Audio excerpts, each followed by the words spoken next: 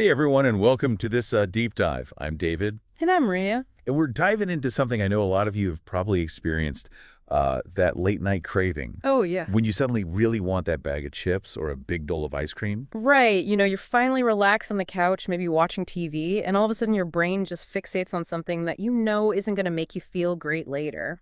It's almost like you completely lose control, and then afterwards you feel guilty or sluggish or both. Totally. And what's so interesting is that this isn't just a matter of willpower. It's actually about your biology and your psychology. And that's exactly what we're going to be talking about today in this deep dive. Exactly. We're basing this episode on the research from the Beyond the Scale YouTube channel. Yeah. You've done some really great work in this area. Yeah, definitely. And a lot of what we're going to talk about today, you can actually find in their Craving Crusher guide. That's right. We'll make sure you know how to download that because it's full of practical strategies you can use. Absolutely. And if you find this helpful, you should definitely subscribe to the Beyond the Scale YouTube channel and their Substack for even more insights. Yeah, for sure. So our mission today is to understand why we have these cravings in the first place and what we can do about them. We want to help you understand the science and psychology behind these junk food cravings so you can start to feel more in control. Exactly. Yeah. So Maria, let's start with the basics. Why do we crave these unhealthy foods?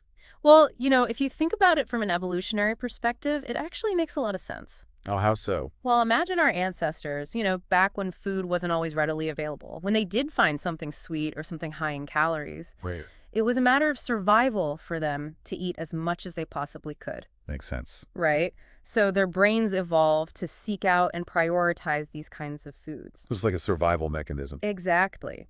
Because those foods provided essential energy when it was scarce. So that drive is still in our brains today, even though most of us aren't facing the same kind of food scarcity. Precisely. The thing is, our brains haven't quite caught up with the modern world where Wow. these highly processed, calorie-dense foods are available everywhere. Yeah, they're everywhere you look. Everywhere. So that deep-seated drive to find sugar and high-calorie options is still very much active in us. Wow. So it's like we're wired to crave these things. Yeah, and here's where it gets even more interesting. Studies have actually shown that sugar has a pretty powerful neurological impact on your brain. Really? It triggers the same reward centers that are activated by addictive drugs like cocaine. I've actually seen some brain scans that really show that. It's pretty amazing. Oh, yeah, it's pretty incredible. And, it makes sense when you think about it, why it can be so difficult for people to just have a little bit of something sugary. Right. It's like, yeah, one cookie and then you just want more and more. Exactly, because that release of dopamine you get creates a cycle where you crave more and more. So it's not really about a lack of willpower then. There's actually a biological reason why we crave these things. Right. And the food industry knows this. They've actually figured out how to engineer foods to be hyper-palatable. Hyper-palatable. What does that mean? Well, it means that they create these snacks with just the right combination of sugar, fat, and salt to really hit your brain's reward system. So they're basically hacking our biology. Pretty much. And that keeps you coming back for more. So it's not just a matter of making healthier choices. There are these powerful forces at play that make it really difficult. Exactly. But, it's not just biology. There's also the power of habit. Oh, right. So our learned behaviors can also contribute to these cravings. Absolutely. Think about it. A lot of the cravings we experience are tied to specific cues and routines in our lives. Can you give me an example? Sure. So let's say you have a habit of grabbing a bag of chips every time you sit down to watch TV. Oh, yeah, I know that one. Right. So the cue is sitting down to watch TV. The routine is eating chips, and the reward is that salty, crunchy satisfaction you get. And that feeling of relaxation you associate with your downtime. Exactly. So over time, your brain learns this association, and the cue itself, sitting on the couch, can trigger a craving for chips. It's like my brain is on autopilot. Exactly. So if I'm understanding this correctly, it's like a three-part cycle, Uh-huh. a cue, a routine, and a reward. You got it. It's called a habit loop. A habit loop. I like that. So what can we do to break free from these habit-driven cravings? Well, the first step is to become more aware of your own personal triggers. Okay. Try a little experiment. For the next 24 hours, pay attention to when you experience cravings, what you're craving, and what might have triggered it. Keep a little mental note or even jot it down if you want. So it's all about recognizing the patterns. Exactly. Because once you're aware of them, you can start to change them. That makes sense. Yeah. So what about when a craving hits? Is there anything you can do in that moment? Yes, definitely. Try the pause and swap method. Pause and swap. I like the sound of that. It's a simple but effective technique. So Mhm. when you feel a craving, pause for about 5 minutes before giving into it. Take a moment to drink a glass of water. And then see if you can choose a healthier alternative if you're still feeling the urge to eat. So it's about giving yourself a little break to make a conscious choice. Exactly, instead of just automatically reacting to the craving. Makes sense. And speaking of things that can trigger cravings, we talked about stress earlier, and that can play a huge role too. Oh yeah, definitely. When I'm stressed, I just want to eat all the comfort food. I know, right? Well, there's a reason for that. When you experience stress, your body releases a hormone called cortisol. Cortisol, isn't that the stress hormone? That's the one. And one of the things cortisol does is signal to your brain that it needs quick energy. And our brain sees sugary and fatty foods as that quick energy. Exactly. So when you've had a long day or you're feeling overwhelmed, those cravings you get for ice cream or pizza aren't just emotional. It's your body's physiological response to the stress. So basically, our bodies haven't quite figured out that the kind of stress we experience today isn't the same as running from a predator. Pretty much. Our stress response system evolved to help us deal with short-term threats. Right. Like being chased by a lion. Exactly. Not the chronic low-level stress that most of us are dealing with today. So our bodies are still reacting as if we need to escape some immediate danger. And unfortunately, our bodies often default to those ancient biological responses. So what can we do to manage those stress-induced cravings? Well, there are a few things you can try. Deep breathing can be really helpful for calming down your nervous system. Deep breathing, I've heard that can be effective. Yeah, it really can. Try this simple technique. Inhale deeply for a count of 4. Hold your breath for 4, and then exhale slowly for a count of 6. 4 and 4, hold 6 out. Exactly. Okay, I'll have to try that. And even just a 5-minute walk can make a big difference. Really? Just 5 minutes? Yeah, it helps to reduce those stress hormones that are circulating in your body. So basically anything that helps us relax and de-stress can help with those cravings. Absolutely. And another thing that can be helpful is prioritizing protein intake throughout the day. Okay. Why is protein important?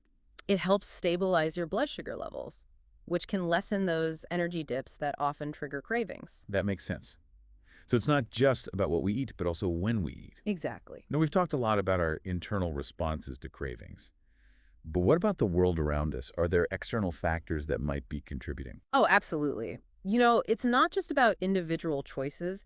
Your environment plays a surprisingly big role in shaping your eating habits, Well, I can see that. often in ways that you might not even realize. So it's like these hidden triggers that are influencing us without us even knowing it? Exactly. And one of the biggest ones is simply the availability of food. Right. Unhealthy processed foods are just so readily available everywhere. And unfortunately, they're often cheaper than healthier options. True. Which makes them the easy choice for a lot of people. Exactly. And then there's also portion distortion. The sizes of plates and servings have increased so much in recent Oh, years. I've definitely noticed that. You go to a restaurant and the portions are huge. Right, and it's gradually skewed our perception of what a normal serving size actually is. So we end up eating more without even realizing it. Exactly. And then there's social pressure too. Oh, yeah. Like when you're at a party and everyone's indulging, It can be hard to resist. it can feel like you're missing out. Yeah. So there are all these environmental factors that can make it really challenging to make healthy choices. So it's not just about willpower. It's about navigating a world that's designed to make us overeat. Pretty much. So are there any simple changes we can make to counteract some of these influences? Absolutely. One really easy one is to use smaller plates. Smaller plates. Seriously? Yeah, studies have shown that using smaller plates can actually reduce your food intake by around 30%. Wow, that's amazing. Eh. And it doesn't even feel like you're depriving yourself. Right. It's just a subtle visual cue that can make a big difference. That's a great tip.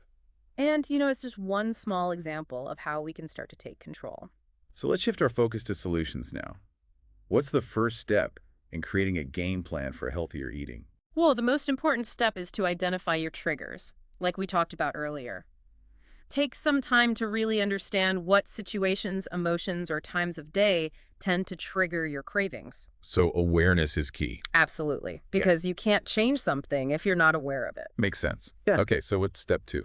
Focus on making swaps instead of trying to stop eating everything you enjoy all at once. So it's not about deprivation.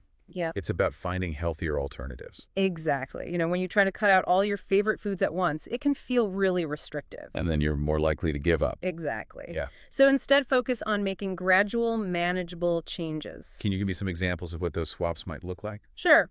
So if you love the crunch of potato chips, try roasted chickpeas. Okay. They're super crunchy and satisfying and way more nutritious. I'll have to give this a try. Or if you have a sweet tooth, instead of reaching for a candy bar, try a small piece of dark chocolate with some almonds. So it's about finding things that are still enjoyable but healthier. Exactly. Okay. And what about step 3? Build a support system around yourself. Oh, that's a good one. You don't have to do this alone. Absolutely. Reach out to a nutritionist or a therapist who can help you. They can provide personalized guidance. Exactly. Yeah. And even just connecting with friends or family members who have similar goals can make a big difference. It's always easier when you have people to support you. Exactly. So just to recap, overcoming unhealthy cravings isn't about willpower.